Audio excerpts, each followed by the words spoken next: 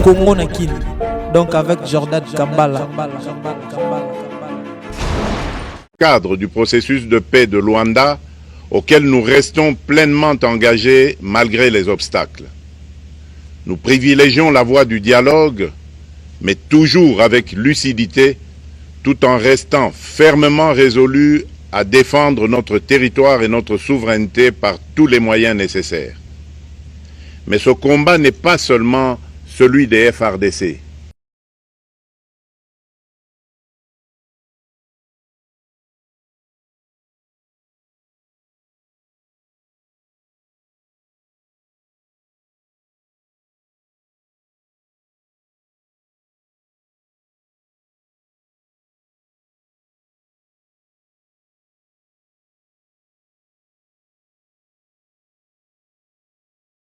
Prospère et en paix.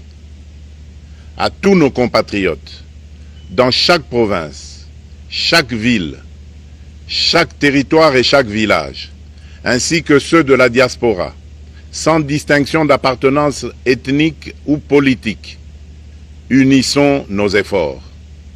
Apportons un soutien indéfectible, moral et matériel à nos vaillants soldats. Mobilisons-nous comme un seul homme pour défendre notre souveraineté et sauvegarder notre intégrité territoriale. Je suis pleinement conscient des souffrances de nos compatriotes qui fuient les hostilités. Le gouvernement est instruit d'activer le plan d'urgence humanitaire pour venir en aide aux déplacés. À vous, habitants de Goma et des environs, je ressens profondément votre douleur qui est aussi la mienne. Elle traverse nos cœurs et nos âmes en tant que fils et filles d'une même patrie. Mais face à cette épreuve, je vous exhorte à puiser dans cette force intérieure qui fait la grandeur du peuple congolais. Résistez avec courage. Faites preuve de vigilance constante et gardez votre calme malgré l'adversité. Sachez que nous ne sommes pas restés inactifs. Des plans de contingence sont préparés pour assurer la protection de la population civile et prévenir toute escalade de la violence. Les dispositifs de sécurité ont été renforcés pour protéger les zones stratégiques et nous travaillons sans relâche pour garantir le fonctionnement des services essentiels. Je tiens à rendre un hommage solennel à tous ceux qui ont payé le prix ultime dans cette lutte pour notre dignité et notre souveraineté. J'ai une pensée pieuse pour le général-major Peter Chirimwami, gouverneur militaire du Nord Kivu, tombé les armes à la main. Je m'incline avec respect devant la mémoire de tous nos militaires et de tous les Wazalendo tombés sur le champ d'honneur. Je pense aussi aux soldats de la mission de la communauté de développement d'Afrique australe, la SAMI DRC, qui combattent à nos côtés, aux casques bleus de la MONUSCO, qui ont sacrifié leur vie pour la paix, ainsi qu'aux innombrables civils victimes de la barbarie ennemie. Leur courage et leur sacrifice ne seront jamais oubliés. Et nous portons leur flambeau avec la ferme détermination d'achever leur noble combat. Je voudrais ici interpeller directement la communauté internationale et l'Union africaine. Le Rwanda continue de violer ouvertement et sans scrupule les principes fondamentaux de la Charte des Nations Unies ainsi que les accords régionaux. Pire, ces agissements se déroulent dans une impunité totale et ce, avec un mépris manifeste des règles internationales et des valeurs que ces institutions sont censées défendre. Cette attitude arrogante, qui ne cherche même plus à masquer ses forfaits, est une provocation inacceptable à l'égard de notre souveraineté et de la stabilité régionale. La présence de milliers de soldats rwandais sur notre sol, leur soutien politique, logistique et militaire à leur pantin du M23, ainsi que leur implication dans l'exploitation illégale de nos ressources naturelles, nous conduisent tout droit à une escalade aux conséquences imprévisibles, mettant en danger toute la région des Grands Lacs.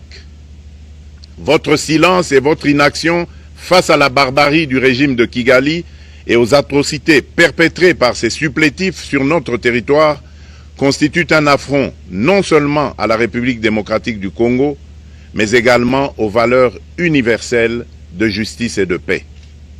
Le peuple congolais prend acte de cette passivité qui frôle la complicité. Soyez sûrs d'une chose, la République démocratique du Congo ne se laissera pas humilier ni écraser. Nous nous battrons et nous triompherons.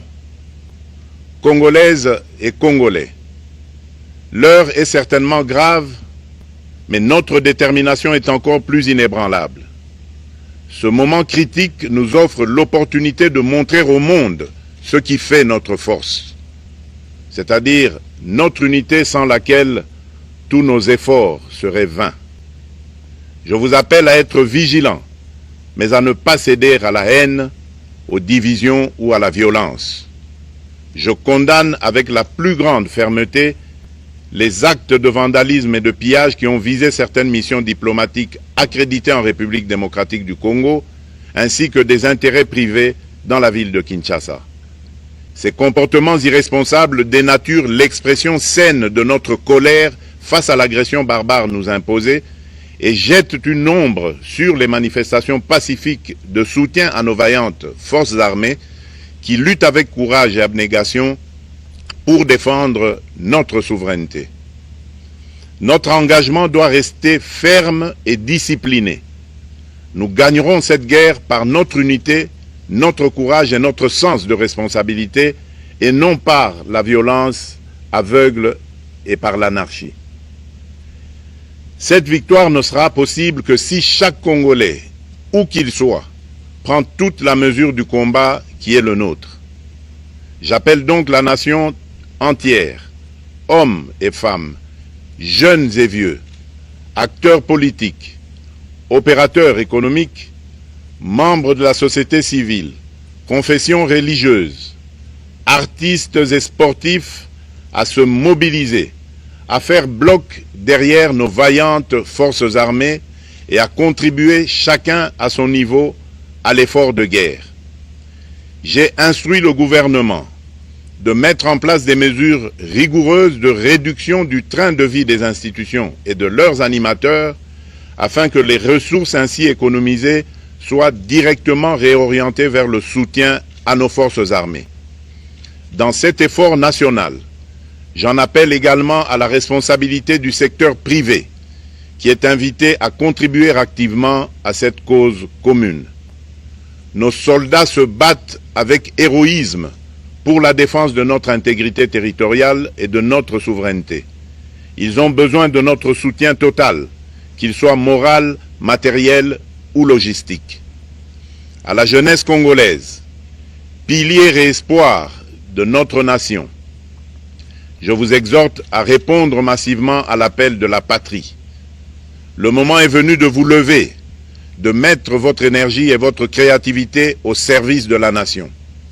Nous devons renforcer nos rangs et chaque jeune Congolais prêt à défendre son pays a une place au sein de nos forces armées. Enrôlez-vous massivement dans l'armée. Vous êtes le fer de lance de notre projet et votre mobilisation est déterminante pour la victoire finale. Aux braves populations du Nord Kivu, du Sud Kivu et de l'Ituri, vous êtes le symbole de la résilience congolaise, une source d'inspiration pour toute la nation. Vous n'êtes pas seuls dans cette épreuve.